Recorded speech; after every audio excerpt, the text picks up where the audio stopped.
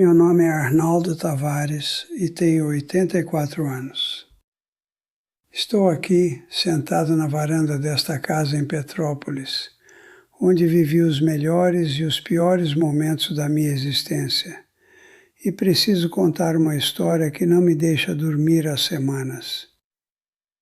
Não sei quanto tempo ainda tenho pela frente, mas sei que chegou a hora de falar, de desabafar, de deixar registrado o que aprendi, atravessando quase 9 décadas neste mundo que mudou tanto, rápido demais, de um jeito que às vezes me assusta profundamente. Hoje de manhã acordei antes das 6, como sempre faço. A casa estava silenciosa. Desci para a cozinha, preparei meu café na velha cafeteira italiana que comprei em 1962 e fiquei observando a névoa se dissipando sobre as montanhas. Nesse silêncio matinal percebi algo perturbador. Minha neta Júlia, que mora comigo há 3 meses, ainda não tinha aparecido. Subi até o quarto dela e bati na porta. Nada. Abri devagar e lá estava ela, deitada na cama, com os olhos abertos, mas completamente ausente, mexendo freneticamente no celular. Nem percebeu minha presença. Chamei seu nome 2 vezes até que ela finalmente ergueu o rosto, mas o olhar dela estava vazio, distante. Júlia tem 23 anos. É bonita, inteligente, formada em jornalismo. Veio morar comigo depois que meu filho Marcelo se mudou para São Paulo. Ela disse que queria me fazer companhia, mas a verdade é que Júlia está perdida. Ela vive grudada naquele aparelho, vendo a vida dos outros, comparando-se com gente que nem conhece, perseguindo uma felicidade que só existe nas telas iluminadas. Quando eu tinha a idade dela, estava casada há 3 anos e acabara de me tornar pai. Trabalhava duro numa fábrica de tecidos, acordava às 5 da manhã, voltava às 7 da noite e ainda encontrava tempo para sentar na varanda com Eliana, tomar um chimarrão e conversar sobre o dia. Não tínhamos muito, mas tínhamos presença. Tínhamos atenção um para o outro, lembrando o dia em que conheci Eliana como se fosse ontem. Era 1958, eu tinha 20 anos. Ela entrou na oficina mecânica onde eu trabalhava, acompanhando o pai. Usava um vestido azul claro com pequenas flores brancas. O perfume dela era discreto, lavanda misturada com algo que me lembrava chuva fresca. Quando nossos olhares se cruzaram pela primeira vez, senti o estômago apertar. Não consegui falar nada. 3 meses depois estávamos namorando. 1 ano e meio depois nos casamos na igreja matriz de Petrópolis, com uma festa simples no salão paroquial. Não tirei uma única foto daquele dia porque não tínhamos dinheiro para fotógrafo. Mesmo assim, guardo cada detalhe na memória. A forma como Eliana segurou minha mão durante a cerimônia, os dedos dela tremendo levemente. O jeito que ela riu quando tropecei na valsa. O gosto do bolo que ela mesma preparou. Tudo está aqui, gravado em mim, mais nítido que qualquer fotografia. Vivi aquele momento com cada fibra do meu ser. Estava inteiro ali, presente. Não pensei em ângulos perfeitos, nem em aprovação de desconhecidos. Absorvi com a alma, e por isso a memória permanece vívida, real. Hoje, quando vejo Júlia fotografando até a xícara de café antes de tomar, quando vejo meu neto Rafael filmando o pôr do sol, sem nunca erguer os olhos, sinto uma tristeza profunda. Eles não estão criando memórias, estão criando arquivos. Viraram cinegrafistas das próprias vidas. Semana passada tentei conversar com Júlia sobre isso. Ela estava na sala, passando o dedo na tela há mais de 1 hora. Sentei ao lado dela e perguntei o que estava vendo de tão interessante. Ela me mostrou fotos de influenciadoras viajando, casas reformadas, corpos esculpidos. Perguntei se ela conhecia essas pessoas.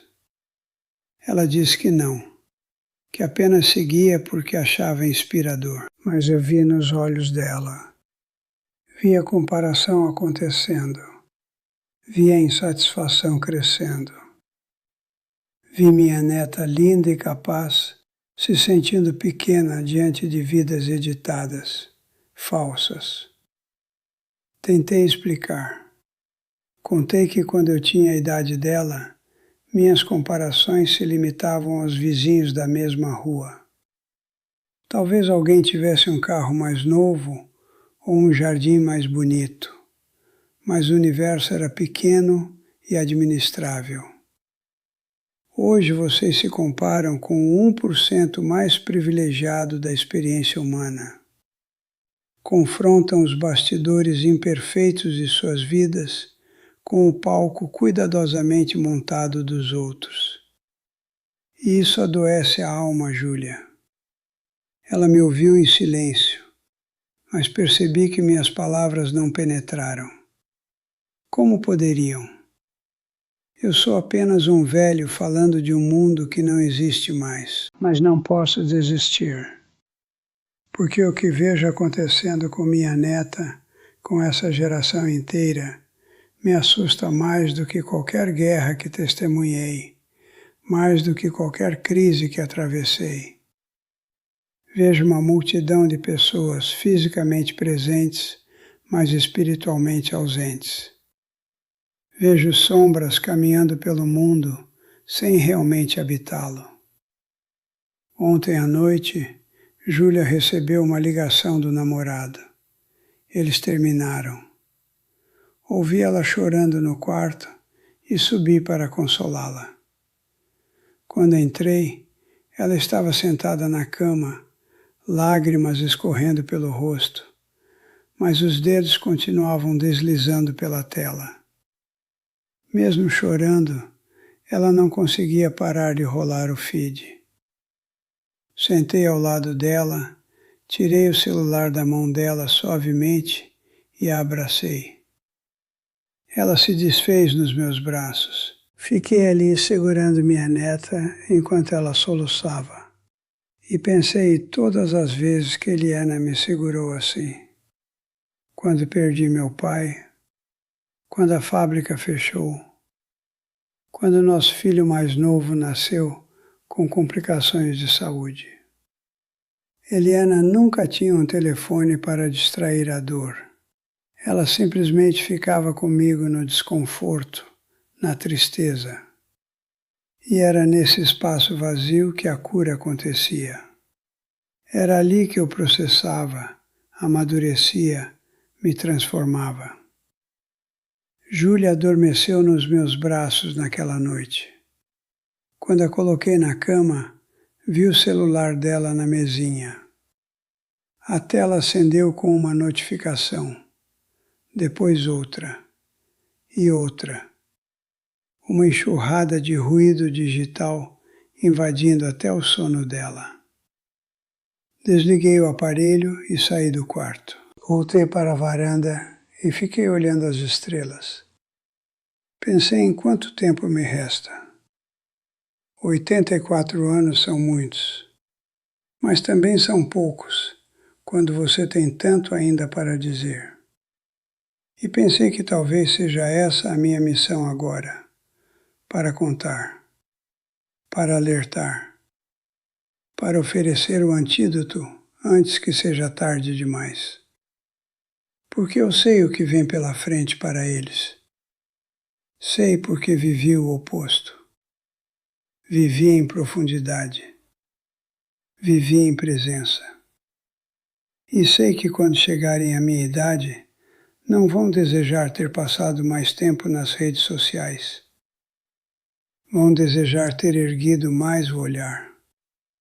Vão desejar ter sentido mais, vivido mais, amado mais. Esta manhã, depois do café, chamei Júlia para uma conversa. Ela desceu com o celular na mão. Pedi que guardasse. Ela hesitou, mas obedeceu. Sentamos na varanda e comecei a contar minha história. A história verdadeira. Os medos, as dúvidas, as decisões que moldaram quem me tornei. Contei sobre o dia em que quase desisti de tudo. Era 1973. Eu tinha 35 anos, 3 filhos pequenos e a fábrica anunciou demissões. Fui cortado. Passei meses procurando emprego e enfrentando rejeições diárias. Houve uma noite em que sentei nesta varanda e pensei seriamente em abandonar tudo. Júlia me olhou surpresa. Contei que naquela noite Eliana saiu para a varanda, sentou ao meu lado em silêncio e segurou minha mão. Não disse nada por longos minutos. Depois sussurrou 6 palavras que mudaram tudo. A gente vai conseguir, Arnaldo. E conseguimos. Aprendi que a força não vem de nunca cair, mas de sempre levantar. Que o caráter se forma nos dias impossíveis. Que o silêncio desconfortável, o tédio angustiante, tudo isso é necessário para nos tornarmos quem devemos ser. Júlia escutou em silêncio e pela primeira vez em meses vi lágrimas genuínas em seus olhos. Segurei a mão dela e naquele gesto simples senti a continuidade. Eu segurando minha neta como Eliana segurou a mim e soube que tinha plantado uma semente. Mas a história que preciso contar não termina aqui. Na verdade, mal começou, porque tem algo que ainda não revelei. Algo que aconteceu há 3 semanas e que mudou tudo. Naquela tarde, depois da nossa conversa, o telefone tocou. Era Dr. Henrique, meu médico, pedindo que eu fosse ao consultório com urgência.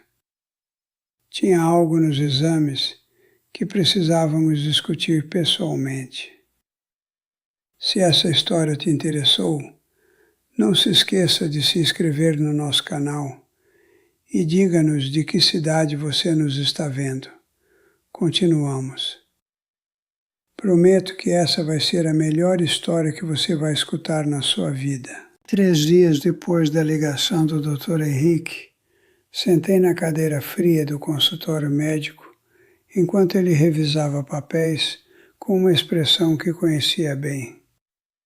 Era a mesma expressão que vi quando Eliana recebeu notícias sobre sua saúde anos atrás. Aquela combinação de profissionalismo e compaixão que antecede palavras difíceis. Dr. Henrique tirou os óculos, respirou fundo e disse que meu corpo estava mostrando sinais de cansaço profundo. Que o coração que me carregou por 84 anos estava pedindo descanso. Não eram mais meses ou semanas, mas talvez 1 ano, talvez menos, dependendo de como eu cuidasse dos próximos dias. Ele falou sobre tratamentos paliativos, sobre qualidade de vida, sobre aproveitar o tempo que restava com quem eu amava. Saí do consultório e dirigi de volta para Petrópolis num transe. As montanhas passavam pela janela, mas eu mal registrava a paisagem. Pensava em tudo que ainda queria fazer, dizer e ensinar. Pensava em Júlia, em Rafael, em Cláudia e Marcelo. Pensava em quanto tempo desperdicei achando que sempre haveria amanhã. Quando cheguei em casa, Júlia estava na sala, mas pela primeira vez em semanas o celular estava longe. Ela segurava um álbum velho de fotografias que encontrara no armário. Eram fotos minhas e de Eliana, preto e branco desbotadas. Sentei ao lado dela e ficamos folheando juntos em silêncio. Cada fotografia contava uma história. Nosso casamento, o nascimento de Marcelo, a primeira casa própria, aniversário simples com bolo caseiro, viagens modestas para o litoral. Nenhuma tinha filtro ou edição, mas tinham vida, tinham verdade. Júlia apontou para uma foto específica. Eu e Eliana na varanda desta casa, ela grávida de Cláudia, eu com o braço em volta dela, os dois sorrindo. A foto estava tremida, fora de foco, mas o amor estava nítido. Contei que foi o Sr. Augusto, nosso vizinho, quem tirou. Ele tinha ganhado uma câmera nova e estava testando. A maioria das fotos saiu horrível, mas essa capturou algo especial. Capturou o momento exato em que Eliana me contou que sentia o bebê chutar. O Sr. Augusto clicou, sem saber que estava registrando um milagre. Júlia segurou a foto com cuidado, como se fosse um objeto sagrado. E disse algo que me surpreendeu. Disse que queria viver assim. Queria criar memórias de verdade, não arquivos vazios. Queria estar presente. Foi então que decidi contar a verdade. Sobre a consulta, sobre os exames, sobre o tempo que me restava. Júlia ficou paralisada. As lágrimas começaram a cair antes mesmo que eu terminasse de explicar. Ela me abraçou com força, como uma criança assustada, e eu a segurei como seguro desde que nasceu, 23 anos atrás. Mas agora era diferente. Agora eu não podia mais protegê-la do mundo, da dor, da perda que se aproximava. Só podia prepará-la, equipá-la com as ferramentas que levei uma vida inteira para forjar. Nos dias seguintes, algo extraordinário aconteceu. Júlia guardou o celular. Não completamente, mas começou a estabelecer limites. 1 hora pela manhã, 1 hora à noite, e o resto do tempo ela vivia. Começamos a caminhar juntos todas as tardes pelas ruas de Petrópolis. Conversávamos, de verdade, sem interrupções. Apenas avô e neta trocando histórias, construindo pontes entre gerações. Levei aos lugares que foram importantes para mim. A antiga fábrica onde trabalhei, a igreja onde me casei, a pracinha onde pedi Eliana em namoro. Cada lugar tinha uma história, e eu contava com detalhes que nunca compartilhara. Júlia ouvia com uma atenção que nunca vi nela. Fazia perguntas. Queria entender não apenas os fatos, mas os sentimentos. Uma tarde, caminhando pelo centro histórico, Júlia me perguntou sobre arrependimentos. Se eu tinha algum. Pensei cuidadosamente antes de responder. Disse que sim, claro que tinha. Arrependia-me de ter trabalhado tanto nos primeiros anos de casamento e perdido momentos com Eliana. Arrependia-me de não ter dito mais vezes o quanto a amava. Arrependia-me de pequenas discussões bobas que roubaram tardes preciosas. Mas disse também que meus arrependimentos eram diferentes dos que ela provavelmente teria se continuasse no caminho em que estava. Meus arrependimentos envolviam coisas que fiz ou deixei de fazer na vida real, com pessoas reais, em momentos reais. Não me arrependo de ter passado pouco tempo em frente a uma tela. Me arrependo de não ter vivido ainda mais intensamente os momentos que vivi. Júlia ficou em silêncio, processando. Depois disse que tinha medo. Medo de me perder. Medo de esquecer. Medo de não ter fotos suficientes, vídeos suficientes para lembrar de mim. Segurei as duas mãos dela, olhei fundo nos olhos e disse que ela nunca me esqueceria. Não porque tinha fotos ou vídeos, mas porque tinha memórias verdadeiras. Porque agora estávamos criando momentos que ficariam gravados na alma dela. Momentos que nenhuma câmera poderia capturar completamente. Contei que quando Eliana partiu, não foi para as fotos que eu recorri. Foi para as memórias sensoriais. O cheiro de perfume dela que ainda persiste em algumas roupas. A textura do chal de lã que ela usava nas noites frias. O som da risada dela que ecoa na minha cabeça. A forma como ela dizia meu nome. Nada disso está em fotografia. Tudo isso está em mim. Rafael e Cláudia vieram visitar no fim de semana seguinte. Marcelo veio de São Paulo.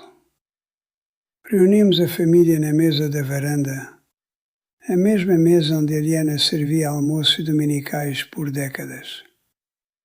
Contei sobre minha condição de saúde. Houve lágrimas, claro. Houve negação, raiva, todas as fases que eu mesmo já tinha atravessado. Mas quando a poeira assentou, quando aceitaram que o tempo realmente era limitado, perguntei o que queriam fazer com ele. Como queriam passar esses últimos meses comigo? E a resposta foi unânime. Queriam estar presentes. Queriam conversar. Queriam ouvir histórias. Queriam construir memórias verdadeiras. Estabelecemos uma tradição. Todo domingo, a família se reúne aqui, sem celulares na mesa, sem televisão ligada. Apenas nós, conversando, rindo, lembrando, criando. Júlia começou a gravar alguns encontros, mas de jeito diferente. Agora ela participa plenamente, vive o momento e só depois registra brevemente. A prioridade inverteu. Primeiro viver, depois documentar. Ontem Rafael me procurou sozinho.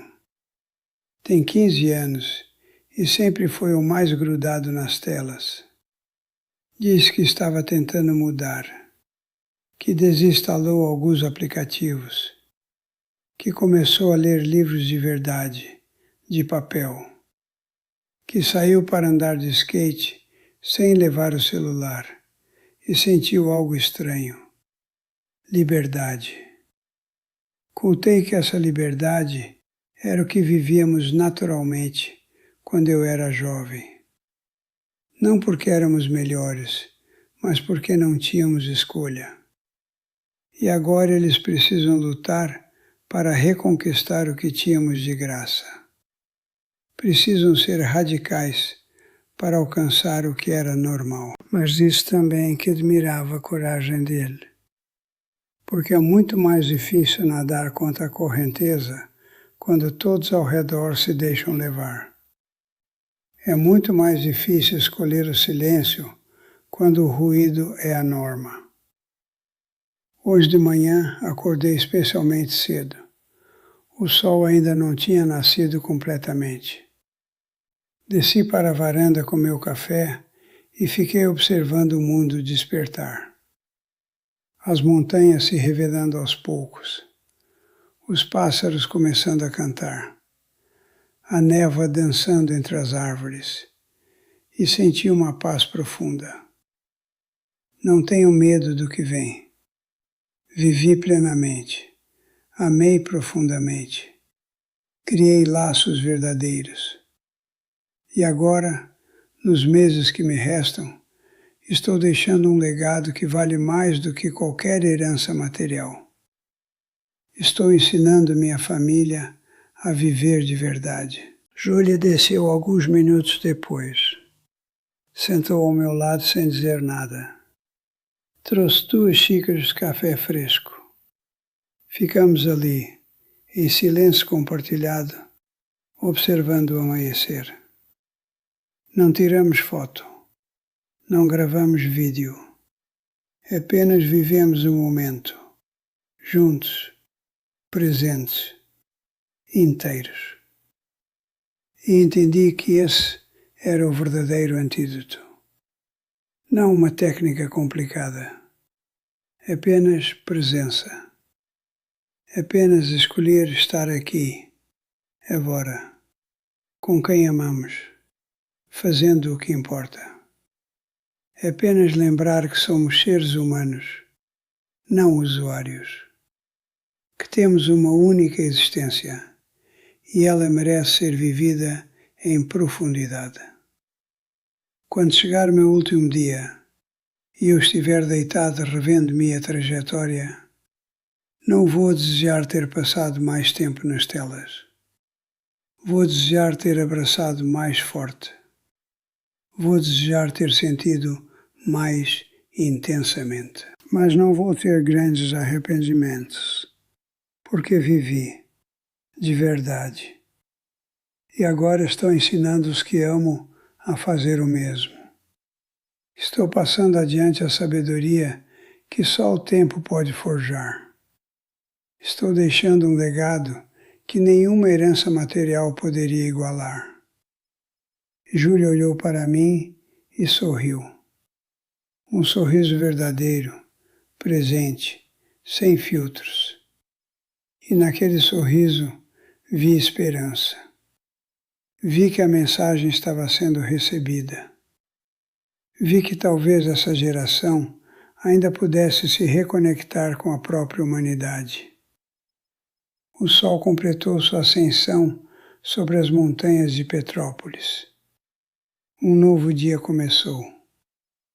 E eu, Arnaldo Tavares, aos 84 anos, com o tempo contado, mas a alma em paz, continuei ali, presente, vivendo cada segundo que me resta com a intensidade que merece.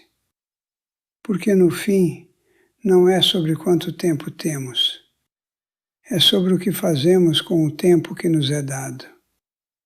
É sobre escolher viver de verdade, enquanto ainda podemos.